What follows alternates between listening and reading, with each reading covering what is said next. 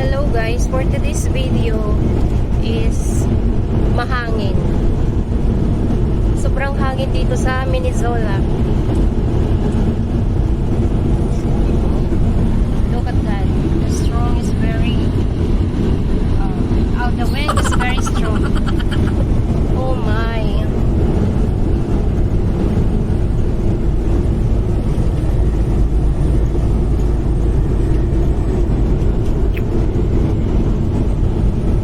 Nakakatakot mag-drive. Sobrang lakas ng hangin dito, guys. Kahapon nga may nakita kami na yung wildfire banda doon sa sa boundary ng Minnesota at saka ng South Dakota.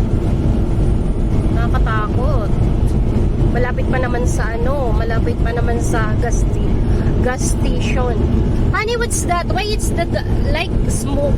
Because the soil's black and the wind's blowing the soil because it's not frozen anymore. It's dry. Yeah. Because it's been so warm, the snow's all melted. Yeah. So it takes what the wind is blowing the black dirt up in the air. Yeah. That's black dirt in the air. You went out in that, you walked out in that, it'd be in your eyes and your ears, everything. Oh my God. Turn my headlights on.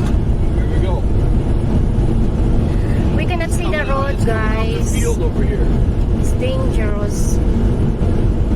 Oh my God. See how looks it that. Here, hit the truck here in a minute. The dirt hit the truck. Yeah.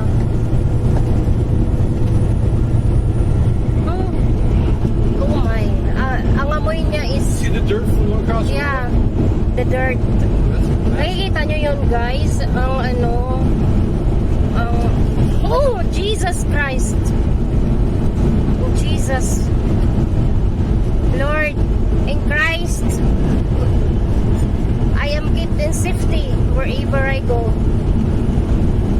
This is a black dirt storm. In Christ, I am kept in safety wherever I all go. the ditch over here. Yeah. Drifting up. Yeah, it's dirty. Everywhere. Yeah. Natatakot kaya ako, guys. First time ko ganito dito. Yung nag-blow-blow talaga. Nag-blow-blow yung Look at it Kumbaga blowing sa it's off the field into the grass. yeah. Kumbaga sa UAE may sunstorm.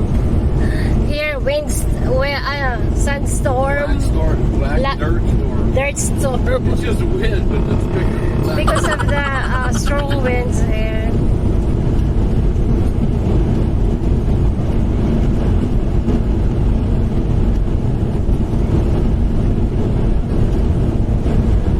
That'll be the end of it all the way up. Huh? That's the last one. Because there's farm places up here to protect the road, trees and stuff like this. Yeah. Stop the winds. There's no open fields. There's this little one right here. But Ang amoy niya parang parang siya. Ang amoy dito na amoy parang siya.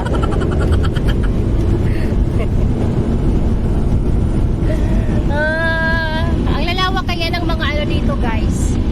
Ang lalawak ng mga farm.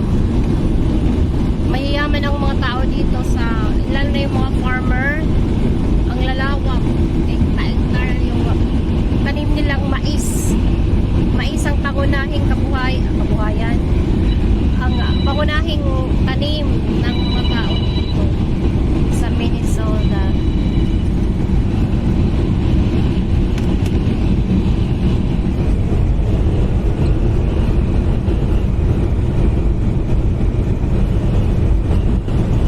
Ang ganda ng tanawin.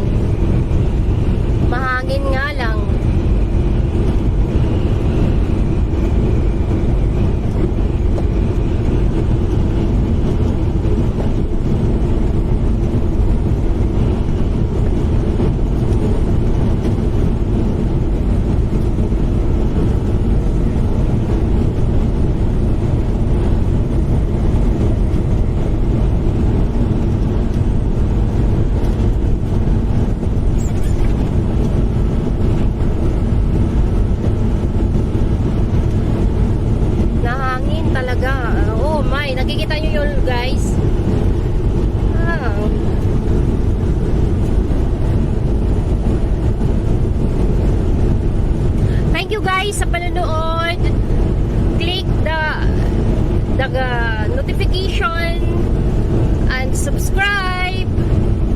the notification box below. Thank you! Like and subscribe. Sabi ng asawa ko, mabuhay!